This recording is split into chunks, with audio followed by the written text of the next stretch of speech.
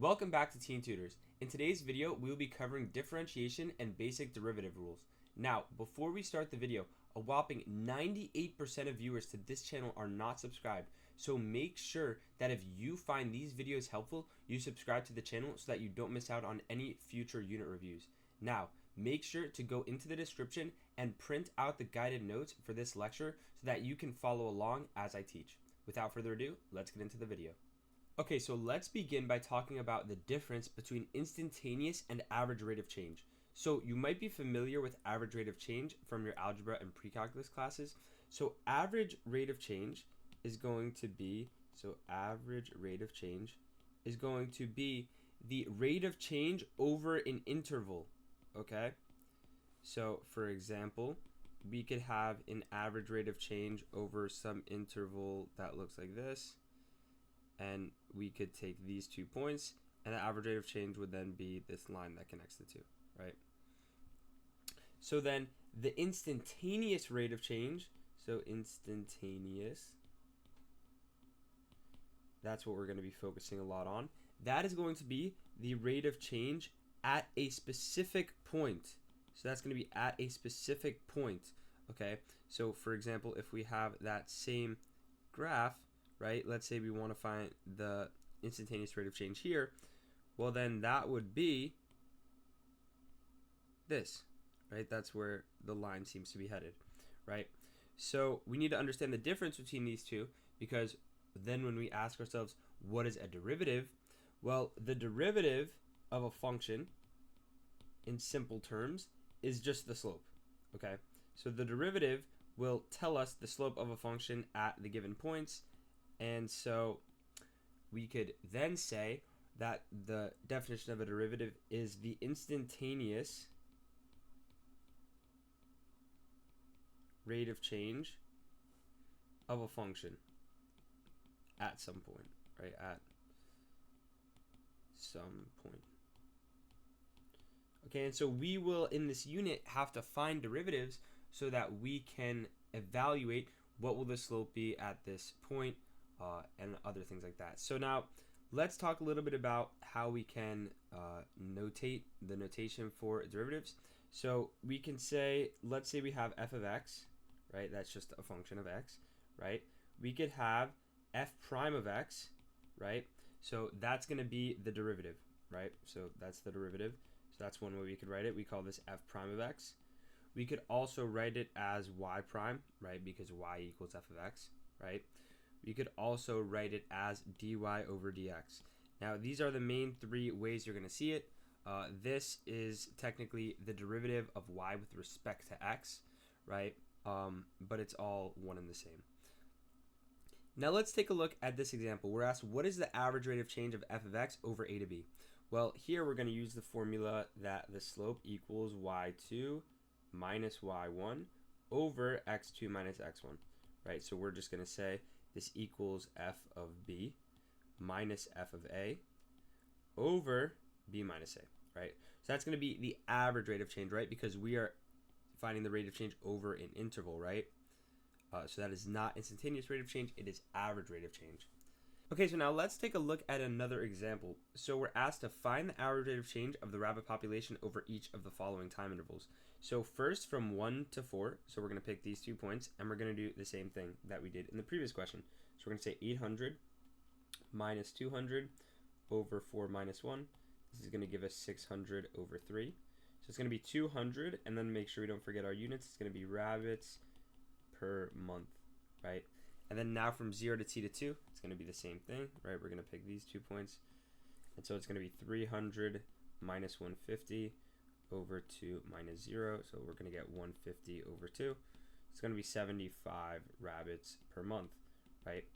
Now, what if we are then asked to estimate the instantaneous rate of change of the rabbit population at 1.5 months? Well, then what we're going to do is we're going to find the 2 points closest to that 1.5, so it's going to be these 2 points, and find the average rate of change between those two, right? So what we're going to do is we would do 300 minus 200, right? That's just the difference up here, 300 minus 200, over 2 minus 1, and we're going to get 100 over 1, which is going to give us 100 rabbits per month, right? So now, what about the instantaneous rate of change, which is, again, the derivative as a limit? So we're going to have to understand the following formula because we are going to have to identify in problems what the derivative is based on the limit. So here we have the limit as h approaches 0 of f of x plus h minus f of x over f of h. So this might not make sense, but we're going to take a look at some examples and then hopefully it will make a little bit more sense, right? So in this example, we're asked to interpret the meaning of the following limit. So again, we could write up here, it's going to be the limit as h approaches 0 of f of x plus h minus f of x over f of h. So if we look here, it's really easy if we just look at this part, the minus f of x. So this part here is our minus f of x. So we could just say that this is the derivative of sine of x minus 5, right?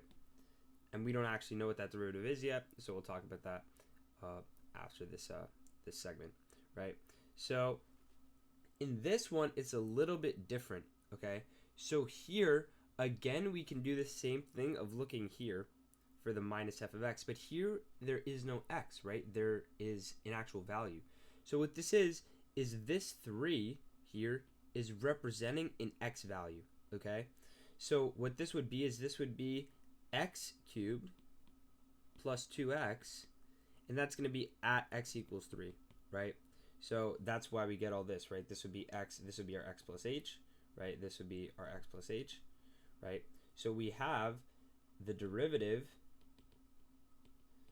of x cubed plus 2x at x equals 3.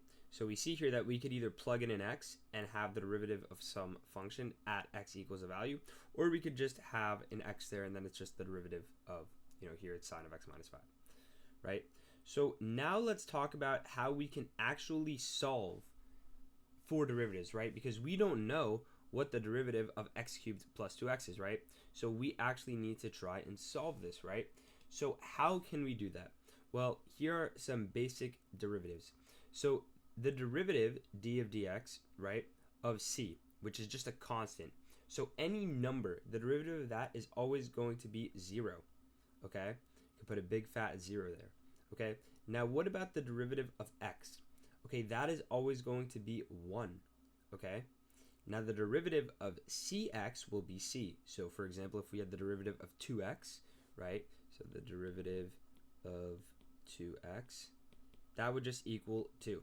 Okay, so now let's take a look at the first important derivative that we learned in calculus, the derivative of x to a power. So that is going to be that power times x to, you're going to subtract 1 from the power. So for example, the derivative of x cubed is going to equal 3 times x to, you would do 3 minus 1, so x squared, okay? Now, additionally, we could have some scalar multiples. So it would be the derivative of c times the f of x. It would just be c times f prime of x, right? So if we have that number in front, so for example, if we had 2 times x cubed, well, then we would just do 2 times 3x squared. So it would be 6x squared, right? So we can just multiply whatever that scalar is by the derivative, right? So then here, finally, the derivative of f of x plus g of x, if we're just adding two derivatives, it's going to be just f prime of x plus g prime of x. So we can just take the derivative separately, and then we can get our answer, right? So let's look at a couple examples. We're asked to differentiate the following functions.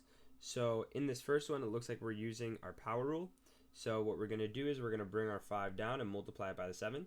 We're going to get 35x, and then you subtract 1 from the exponent, so 35x to the 4th. Minus, same thing with power rule here. We're going to take the 3 down and multiply it by the 4, get 12. And then x squared, because you're going to subtract 1 from that exponent. And then again, what is the derivative of x? It is 1, okay? So our answer here would just be 35x to the 4th minus 12x squared plus 1. So now what about this one? Well, what I'm going to do is I'm going to rewrite this as x to the 1/3 plus 2. And now I can use power rule here, right? So it's going to be 1/3 x to the, what is 1/3 minus 1? It's going to be negative 2/3. And then we have a plus 0, right? Because the derivative of any constant is 0. So it's going to be 1/3 times, I could do the third root of x squared, right? Okay, so let's take out one more example. Here, we can divide all of these values by x squared. So we could say that this is just equal to x to the 5th minus 3x cubed, okay? So here, we would just use power rule, and we would say that this is 5x to the 4th minus 9x squared, okay? So now, what about some more derivatives, okay? So here we have some other important derivatives that we're going to have to know throughout the course.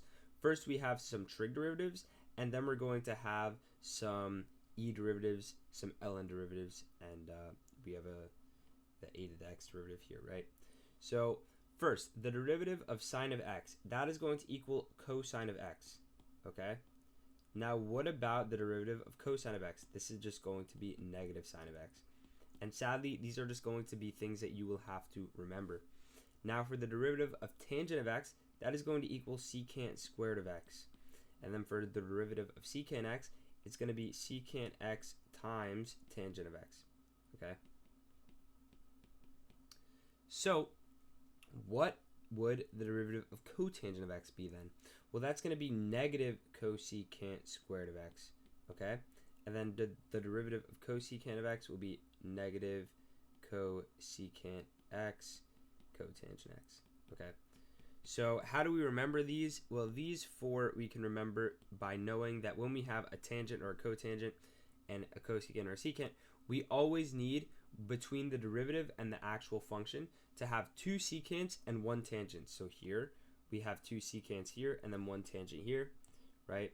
Here we have, one secant here, the second secant here, and then the one tangent here. And then it's going to be the same with these two. However, these are going to be negative, okay? And then we can just remember that sine and cosine are friends, they're opposite. However, the cosine will give us a negative sign for the derivative. Now, what is the derivative of e to the x? Well, this is going to be known as the unbreakable derivative. It is just going to be e to the x, okay? Now, the derivative of ln of x will be 1/x. Now, let's take a look at these two derivatives, but with things other than e and x. Okay, so what is the derivative of a to the x? This is one that you probably won't have to know for the AP exam, but it does show up sometimes, so it's good to keep it in the back of your mind. So that's going to be a to the x times ln of a, okay? So when we do e to the x, what we're actually doing is e to the x times ln of e, but ln of e is 1, so we're doing e to the x times 1. That's why we get e to the x. Now, what's the derivative of ln of u? That's going to be u prime over u. So what I'm saying is, if we have a value that isn't just x, right, let's say it's x squared, then we would differentiate it and put that on the top, and then just put it over that. So that's why we get, well, what's the derivative of x here? That's 1. So that's why we have a 1 on the top, and then we just put the actual function on the bottom, right? Okay, so let's take a look at some examples. We're first asked to differentiate e to the x plus sine of x over cosine of x. So I'm going to rewrite this as e to the x plus tangent of x. So here we're going to get the derivative of e to the x is just e to the x, plus the derivative of tangent of x is going to be secant squared of x. And because of the addition rule, where you can just differentiate them separately, we don't have to worry about differentiating them together. We just do that separately. Now for the next one, we're going to rewrite this as 3 secant of x minus x cubed. And then we could write, okay, so this will be 3 times secant x tangent x minus 3x squared. Okay. Now let's take a look at the next one, where we have y equals 8 ln of x plus 8 e to the x. Well, we remember that the derivative of ln of x is just 1 over x.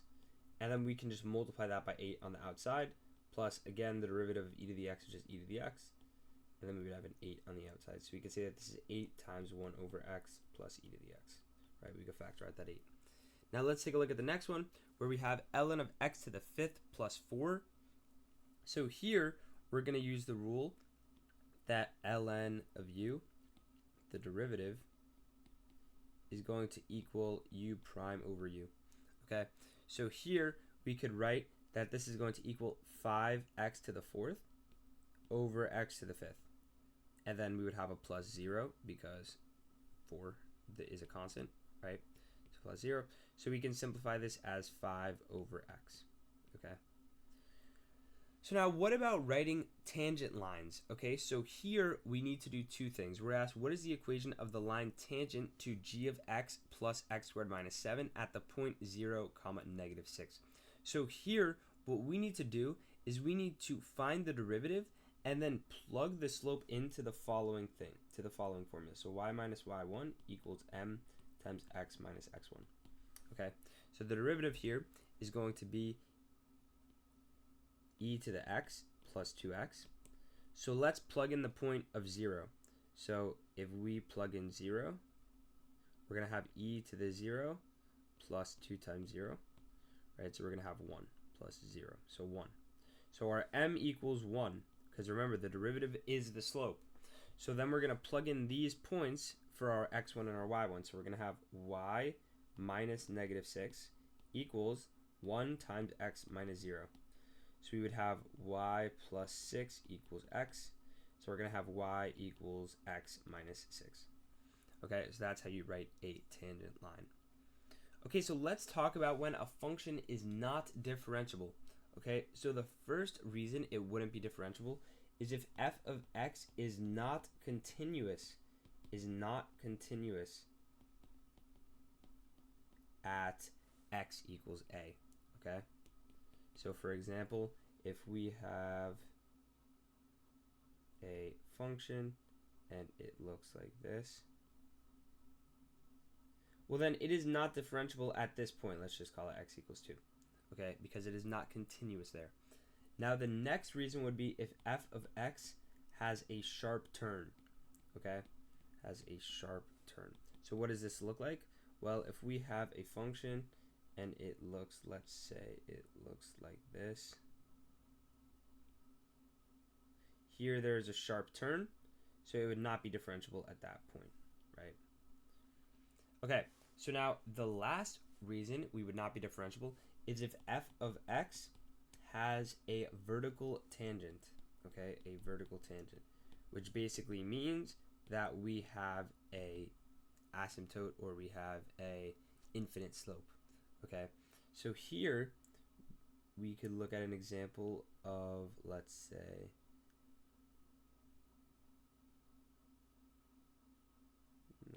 if we say right here there's an infinite slope, right? The slope is just going up, right? So there we would not be differentiable. Okay, so now let's talk about differentiability and continuity. Okay, so if f of x is differentiable, it must be continuous. Okay, it must be continuous. Okay, because if it was not continuous, it would not be differentiable. Now, this does not mean that if a function is continuous, it is differentiable, okay? So again, we can say that if f is differentiable, then it is continuous, but we cannot say that if f is continuous, it is differentiable, because if we look here at example 2 and at example 3, f was continuous there, but it was not differentiable, okay? So we need to understand that it is only that if f of x is differentiable, it is continuous. Okay, so let's now talk about some limits, okay? So now that we know how to differentiate, we can apply L'Hopital's rule. So this says that if when finding a limit, we get an indeterminate form, which means we get 0 over 0 or infinity over infinity. Now, this is not an exhaustive list of indeterminate forms, but these are the two we're going to talk about, especially for AP Calculus AB. You'll learn a couple more in Calculus BC. Now, here, if we get one of these two values, we can say that that limit will equal the limit as x approaches c of the two derivatives. Okay, so f prime of x over g prime of x. So let's look at some examples. So here, the limit as x approaches infinity of 7x plus 5 over 3x squared minus 8. So here we would get infinity over infinity, right? If we plug in infinity to these x's, we're just going to get infinity, right? So what we can do is we can differentiate the top and bottom separately and then plug in infinity again, right? So we would get 7, that's the derivative of the top, over the derivative of the bottom would just be 6x, right? So what are we going to get here? We're going to get 7 over 6 times infinity, right, which would be 7 over infinity, which is then going to be 0, okay? So we also could have figured this out via just realizing what the horizontal asymptote would be, but this is just another way that we can solve that, right? So then let's look at this one, where if we plug in infinity here, we're going to get infinity over infinity. So let's differentiate both sides. We're going to get 14x minus 2 over 6x, right? And here we're also going to get infinity over infinity. So then again, we could do 14 over 6. That would be the next derivative. And so that would be our answer, right? We could write this as 7 over 3. Okay, and again, you could have solved that using horizontal asymptote. Now, for the next one, we have e to the x minus 1 over x. So if we plug in 0, we're going to get e to the 0 minus 1 over 0, which is going to be 1 minus 1 over 0, which is 0 over 0. So since that is one of our indeterminate forms, we can then use L'Hopital's rule. The derivative of e to the x minus 1 will just be e to the x, and the derivative of x will just be 1, right? So we're going to get e to the 0 over 1, which is just going to be 1 over 1. So our answer to this would be 1, okay? Now let's talk about product and quotient rule, okay?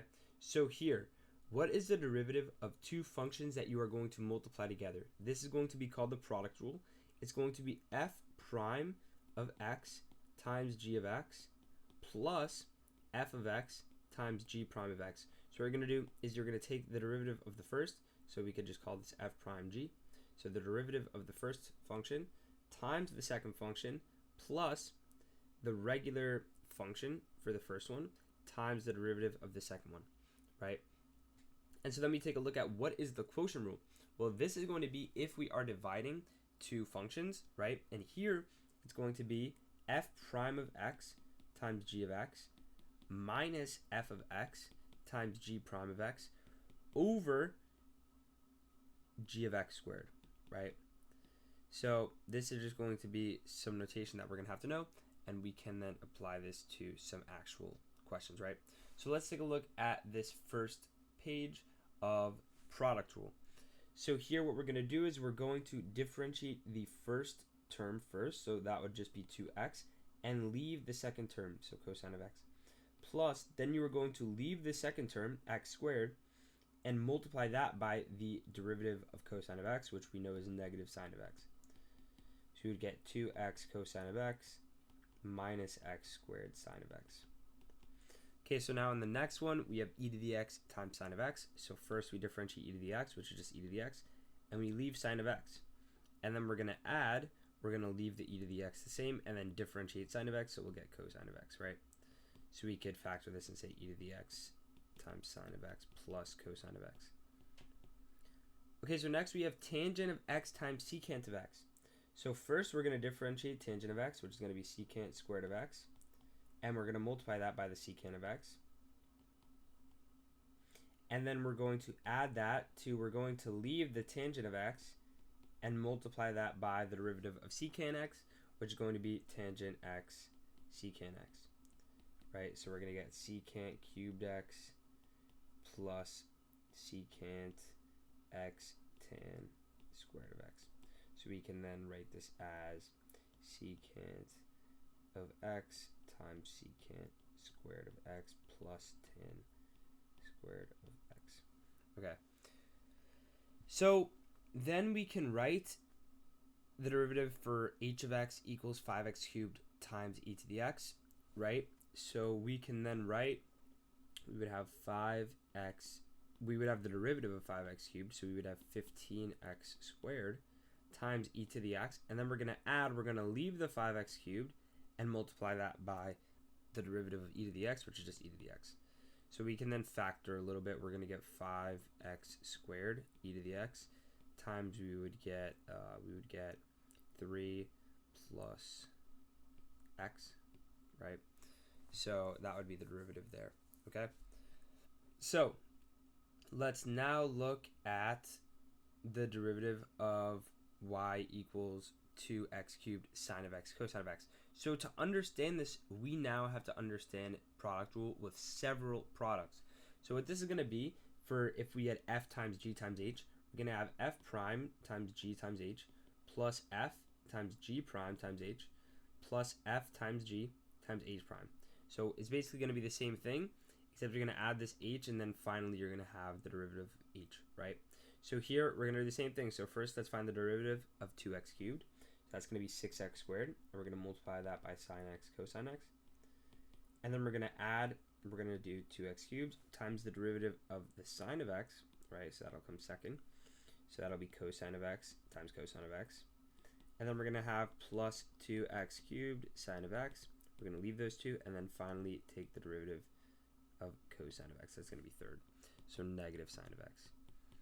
Right, so we can write this as 6x squared sine x cosine x plus 2x cubed cosine squared of x minus 2x cubed sine squared of x. Okay, so now let's look at some examples of quotient rule. So here we have the derivative of y cubed plus 2y squared over y squared minus 5. So again, we remember that if we have f over g, the derivative, so d over dx, is going to equal f prime g minus fg prime over g squared. Okay, so here we would have the derivative of the top, so we would have 3y squared plus 4y times, you would just leave the bottom, so y squared minus 5, and then you're going to subtract y cubed plus 2y squared, and then you're going to multiply that by the derivative of the bottom, so 2y minus 5, and it would just be 2y. Actually, the minus 5 would turn into 0 when you differentiate that. Let's make this a little smaller, right? And so that's going to be all over y squared minus 5 squared, right? And I'm not going to waste our time worrying about factoring this, right? So now for h of x, all we have to do here is, so the derivative of the top is going to be 6 times, we're just going to have ln of x, minus, you're going to leave the 6x and differentiate ln of x at the bottom, so it's going to be 1 over x over ln squared of x, right? We could call it ln of x squared if we would like, right? So this would just be 6 ln x minus 6 over ln of x squared. Okay, so let's look at another example. We're going to have y equals 3x plus 4 over x squared minus 2. So we're going to differentiate the top first, so just get 3 times the bottom is x squared minus 2 minus, you're going to leave the top, so 3x plus 4 over the derivative of the bottom, which is just 2x, and that's going to be all over x squared minus 2 squared. Okay, so now let's look at the last one. We have g of m equals cosine of m over m to the 5th. Right, so first we're going to differentiate the top, which is going to be negative sine of m, times m to the 5th, we're going to leave, and then you're going to subtract cosine of m, times, you're going to differentiate the bottom, so 5m to the 4th using power rule, and that's going to be all over m to the 5th squared, right? So we would get negative m to the 5th sine of m minus 5m to the 4th cosine of m over m to the 10th, right? We can rewrite this as negative m to the 4th times m sine of m plus 5 cosine of m over m to the 10th, and then finally we could write this as negative m sine of m plus 5 cosine of m, and that's going to be over m to the 6th, right? Because m to the 4th over the m to the 10, that just becomes 1 over m to the m to the 6th. So that's going to be it for our lecture on basic differentiation and derivative rules. Make sure that if you thought the video was helpful, you subscribe and leave a like so you don't miss out on any future uploads. We're going to be uploading unit review guides for every single AP Calculus unit throughout the next month so that we can help prepare you guys for the AP exam. If you guys are confused about any of the topics I talked about in today's video, make sure to leave a comment so that I can help you understand it a little bit better. Thank you guys, and we'll see you in the next one.